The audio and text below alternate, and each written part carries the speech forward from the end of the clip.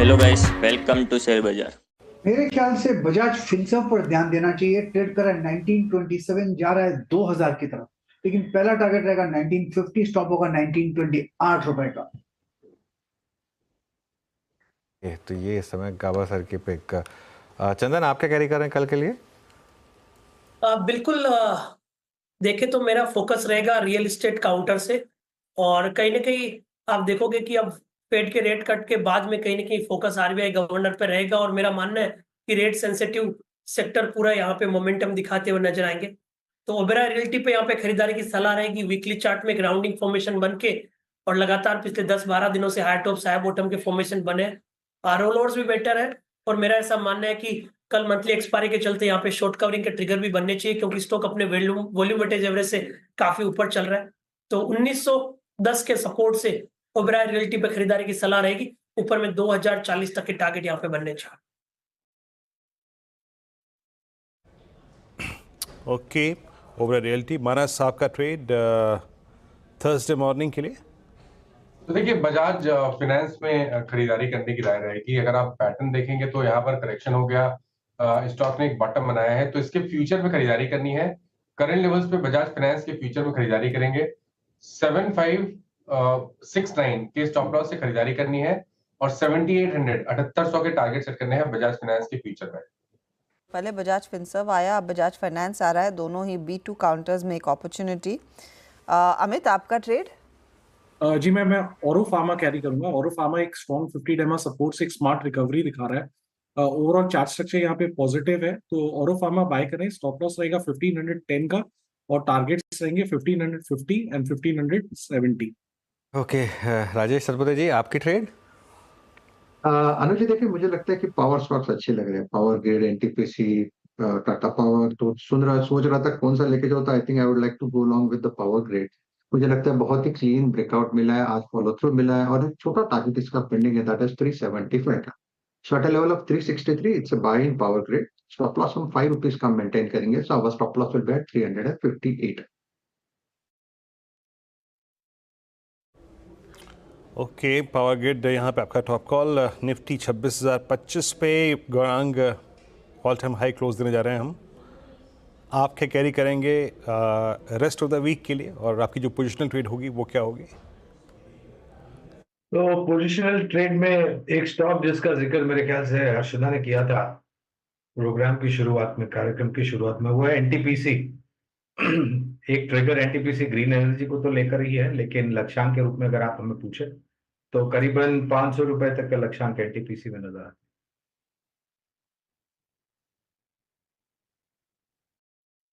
Okay, NTPC आज इस कार्यक्रम में पावर स्पेस पे काफ़ी बात भी हुई, डिस्कशन भी हुआ, और स्ट्रॉन्ग अगर आप देखें तो यहाँ पे व्यूज़ हैं पावर स्पेस को लेके। मीन वाला अगर आप लिखे आइए आज का top gainer, that's I think Tata communication.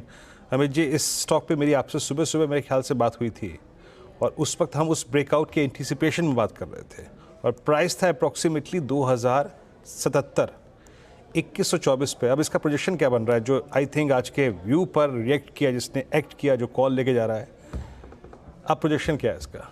जी वीरेन जी, अच्छी बात ये है कि आज काफी अच्छे खासे वॉल्यूम से ये ब्रेकआउट आ रहा है। और जब भी हमने देखा पिछले कुछ दिनों में कि जो भी स्टॉक में एक वॉल्यूम के साथ ब्रेकआउट हुआ है, तो वोली मूव कंटिन्यू रही है। फॉर एग्जांपल एमएनएम, एस्कॉर्ट्स एंड ऑल एकदम हाईएस्ट वॉल्यूम बार बना है यहाँ पे। तो अगर किसी का इंट्राडे है तो वो तो क्लोज कर सकते हैं, लेकिन अगर किसी को कैरी करना है या फ्रेश पोजीशन बनाना है तो 2100 का एक टाइट स्टॉप रखे फॉर टारगेट्स ऑफ 2200 एंड 2250। बिल्कुल, कल ये स्टॉक वीरू मैं और आप डिस्कस कर रहे थे कल के मॉर्निंग शो में, और तब वो ब्रेकआउट स्पॉट किया गया था यहाँ पर। और इनफैक्ट इसका 52 वीक हाई लो की प्लेट देखते हैं, मेरे ख्याल से अभी भी हम अपने इसके स्टॉक के 52 वीक हाई से करीब करीब 50 या 60 रुपये दूर हैं। अगर जो कल हमारी डिस्कशन हो रही थी 2190 के आसपास इसका, ओके आज एक्चुअली क्रॉस किया। कल हम दूर थे 60 रुपये, उसको आज क्रॉस किया। देखिए 3 अप्रैल 2024 को लगाया था इसने ये 52 वीक हाई, और आज इसको क्रॉस किया, तो एक फ्रेश एक्सपेंशन की शुरुआत यहाँ पर टाटा कम्युनिकेशन में। कल 2020 या 30 पर था, और अब वहाँ से 100 रुपये का ऑब्वियसली एक शानदार मूव है, तो फ्रेश ऑल टाइम हाई पर ये स्टॉक इस समय ट्रेड करता हुआ। निफ्टी देखिए अब 80 पॉइंट ऊपर 26,021 पर, और अब आप समझिए अगर जिन्होंने कल शॉर्ट किया था और आज कवर नहीं किया वो क्या सोच रहे होंगे। 27272 बहुत ज़्यादा दूर नहीं है बचता, बस 1200 पॉइंट, 4% का कुल मामला है, कोई दिक्कत नहीं है। अच्छा जाते जाते मार्केट में लग रहा है कि वो एक तो पलक झपकते आ जाएंगे लेवल्स। देखिए मार्केट में जब मोमेंटम आता है ना तो वो ऐसे ही आता है। अब क्योंकि क्या होता है कि हर कोई, मैं अभी बता रहा हूँ, आज जैसे फॉर एग्जांपल अब ये सब चर्चाएं हो रही हैं कि भाई मार्केट में इस समय काफ़ी एक्सूबरेंस हो गई है। मैं मानता हूँ मिड कैप में हो गई है एक्सूबरेंस, लेकिन लार्ज कैप ने तो अभी चलना शुरू करा है। जी हाँ, लार्ज कैप ने भी चलना शुरू करा है। और वैल्यूएशन देखिए आप निफ्टी की, वैल्यूएशन देखिए आप बैंक निफ्टी की। बैंक निफ्टी आज भी भले ही ऑल टाइम हाई पर आया हो, वैल्यूएशन के हिसाब से अपने ऑल टाइम हाई से कम 20% चीप होगा, कम से कम। निफ्टी भले ही मतलब चीप ना हो, लेकिन निफ्टी भी अपने मीडियन वैल्यूएशन से थोड़ा ही ऊपर होगा। बैंक निफ्टी तो अपने पीक वैल्यूएशन से एटलीस्ट 20% सस्ता होगा अभी इस समय। तो इसके लिए मूव आने की शुरुआत हुई है। और ऐसे मार्केट नहीं करेगा कि बस सीधा 26,000 पर एक वो गया और फिर नीचे आके 25,000 पे आपको एंट्री दे दी। नहीं, बाय तो आपको यहीं करना पड़ेगा।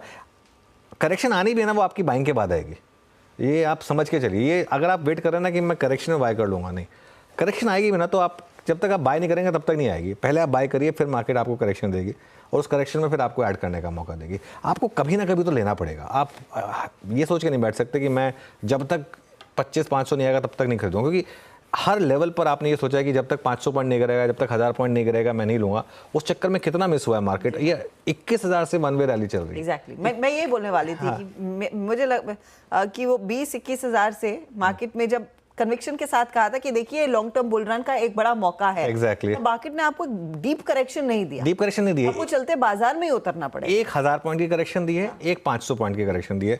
वो जो इलेक्शन वाले टाइम पे आई थी वो 2000 पॉइंट की, उसको मैं एग्जैक्टली करेक्शन नहीं मानूंगा, क्योंकि वो एक दिन का वनडे अफेयर था, तो उसको करेक्शन मानना ठीक भी नहीं होगा। उसको आप छोड़ दें एक बार के लिए। तो ये वाली जो आपको डिप दिखाई देगी करीब करीब जुलाई अगस्त के करीब जो आई थी, ये 1000 पॉइंट वाली डिप थी। उसके बाद एक आपको 500 पॉइंट की डिप मिली, दैट्स इट। उसके अलावा